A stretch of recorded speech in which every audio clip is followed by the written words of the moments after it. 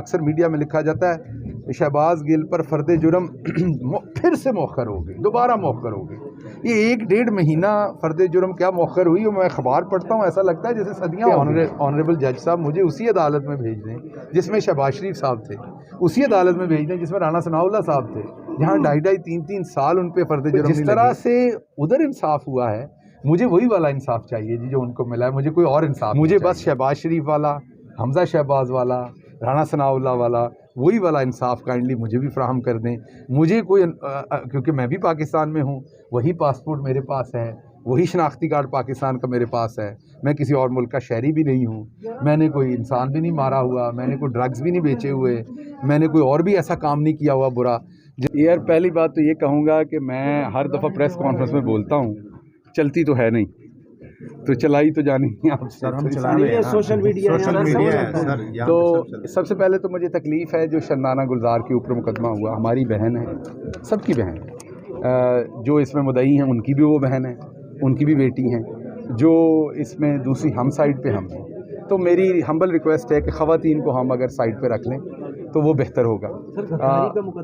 मैं यही कह रहा हूँ कि उनको, वो हमारी बहन है, बेटी हैं हमारे माशरे में, हम इस तरफ को ना जाएं तो बेहतर है। तो ये मेरी एक तो रिक्वेस्ट ये है। बाकी रही बात, आपने देख लिया कि फवाद चौधरी साहब की ज़मानत हो गई। आखिरी हमारी जो होती है वो अदालतों से ही हमारी तवक्को होती है। हम बड़े शुक्रगुज़ार हैं अदालतों के चलें किसी जगह पर थोड़ा, मुझे 40 दिन लग गए थे ज़मानत मिलते हुए, सवाती साहब को भी 35-36 दिन लग गए थे।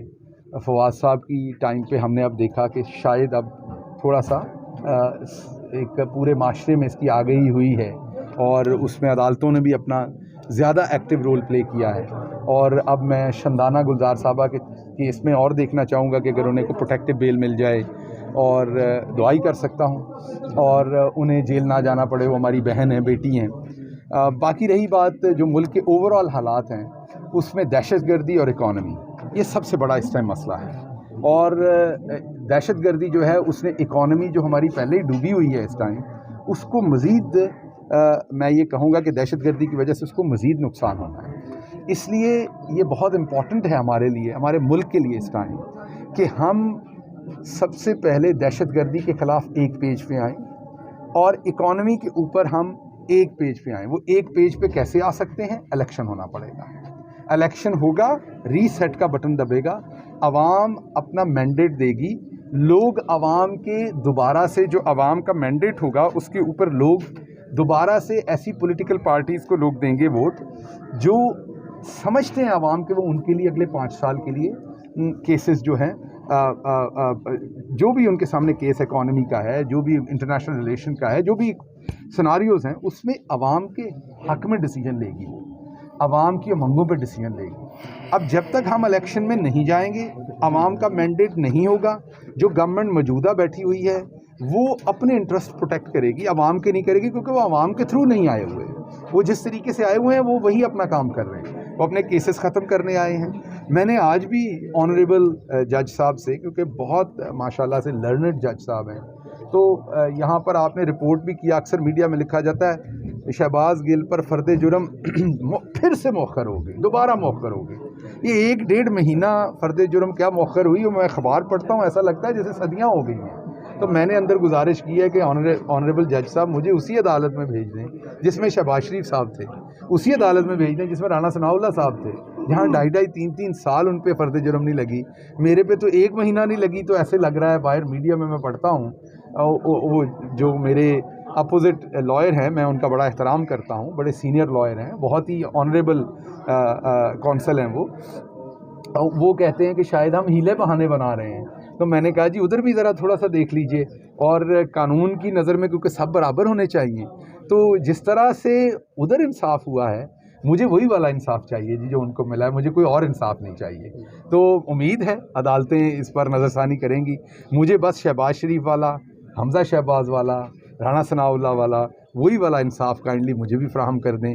मुझे कोई क्योंकि मैं भी पाकिस्तान में हूँ, वही पासपोर्ट मेरे पास है, वही शनाख्ती कार्ड पाकिस्तान का मेरे पास है, मैं किसी और मुल्क का शहरी भी नहीं हूँ, मैंने कोई इंसान भी नहीं मारा हुआ, मैंने कोई ड्रग्स भी नहीं बेचे हुए, मैंने कोई और भी ऐसा काम नहीं किया हुआ बुरा जिसमें कोई हीनियस क्राइम हो। सर वो आपकी तरह प्रोफेसर नहीं है, हाँ, शायद ये फ़र्क है कि मैं मिडिल क्लास से हूँ।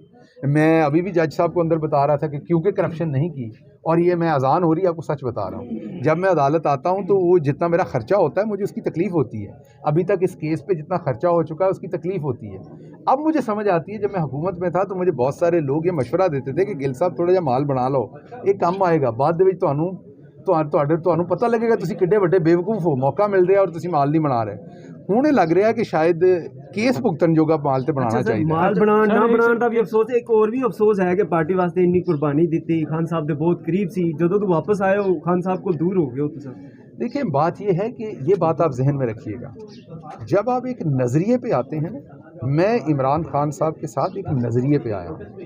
मैं इमरान खान साहब के बिल्कुल पास काम कर रहा हूँ या मैं हट के काम कर रहा हूँ, मैं उस नज़रिए के लिए काम कर, मैं किसी पोजीशन के लिए, किसी टिकट के लिए, किसी ओहदे के लिए काम नहीं कर रहा था।